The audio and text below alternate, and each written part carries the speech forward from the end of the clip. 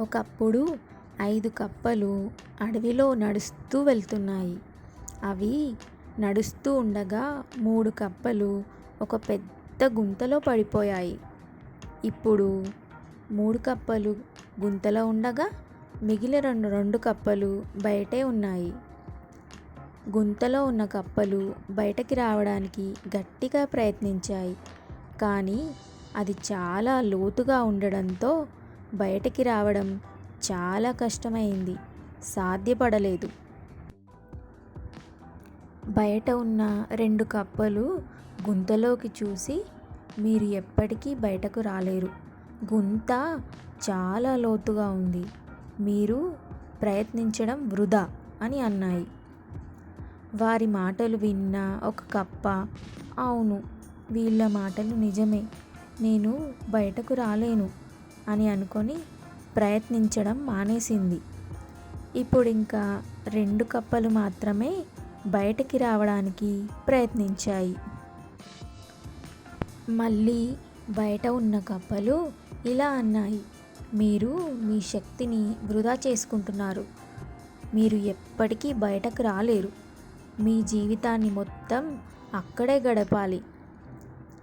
ఈ మాటలు విన్న మరో కప్ప కూడా ఆలోచించి నిరుత్సాహపడి ప్రయత్నించడం ఆపేసింది. కానీ 3వ కప్ప మాత్రం ప్రయత్నం ఆపకుండా పడుతూ లేస్తూ ప్రయత్నిస్తూనే ఉంది.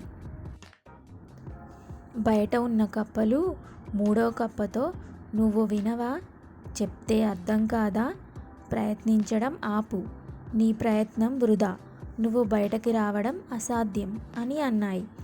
కానీ ఆ కప్ప వారి మాటలను పట్టించుకోలేదు. తన లక్ష్యంపై మాత్రమే దృష్టి పెట్టింది.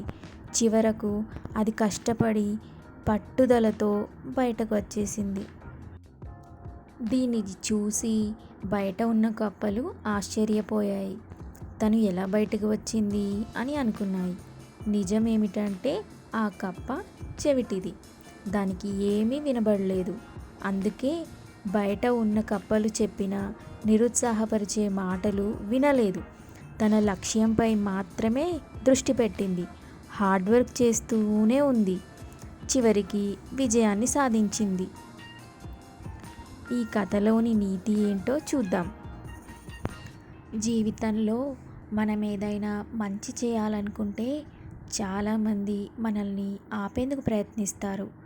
నెగటివ్గా మాట్లాడతారు. నువ్వు ఆ పని చెయ్యలేవు అని చెప్పవచ్చు. కానీ మనం విజయం సాధించాలని అనుకుంటే అలాంటి మాటలను పట్టించుకోవద్దు. చెవిటి కప్పలా ఉండాలి.